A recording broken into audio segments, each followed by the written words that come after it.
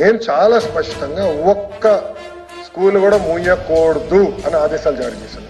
రేపు టేకిన స్టాండ్, ఒక్క స్కూల్ మూయకూడదు. దాంతో పాటు ప్రతి పంచాయతీలో ఒక మోడల్ ప్రైమరీ స్కూల్ ఉండాలి. దానికి ఎందుకు చెప్తున్నానంటే ఒక క్లాస్ ఒక టీచర్ అనేది ఇవ్వకపోతే నాణ్యత ఎలా ఉంటుంది, నాణ్యత పెంచాలి అని నేను చేశాను అధ్యక్ష. నేను గర్వంగా చెప్తున్నా, త్వరలో లీప్ స్కూల్స్ కూడా మొదలవుతాయి అధ్యక్ష. మొదటి స్కూల్ మా మంగళగిరిలో స్టార్ట్ అవుతుంది, రాష్ట్రం మొత్తం అమలు చేస్తున్నాం.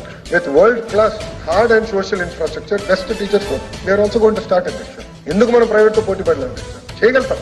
అద్భుతమైన ఉపాధ్యాయులు ఉన్నారు అధ్యక్ష. నేను వెళ్ళినప్పుడు నేను ఫీల్డ్కి వెళ్ళాను సార్, నేను విశ్వవిద్యాలయాలకు వెళ్ళాను, స్కూల్స్కి వెళ్ళాను. ఉపాధ్యాయులకు ఉన్న కమిట్మెంట్ నేను చూశాను సార్. కానీ గత ప్రభుత్వం వేధించి వేధించి వేధించి వాళ్ళు ఇబ్బంది పెట్టి ఏకంగా తల్లిదండ్రుల దగ్గరికి వెళ్ళేవారు. పిల్లలు ఒకరోజు సరిగా గ్రూమింగ్ జరగకపోతే ఇంటికి వెళ్ళిపోయేవారు. ఉపాధ్యాయుల పైన అడ్డగోలుగా ఏకపక్షంగా యాక్షన్ తీసుకున్నారంటే 12 లక్షల మంది విద్యార్థులు సార్. కానీ నిజంగానే అధ్యక్ష, యూనియన్లు అందరూ కూడా సహకరిస్తున్నారు, కలిసికట్టుగా పనిచేస్తున్నాం.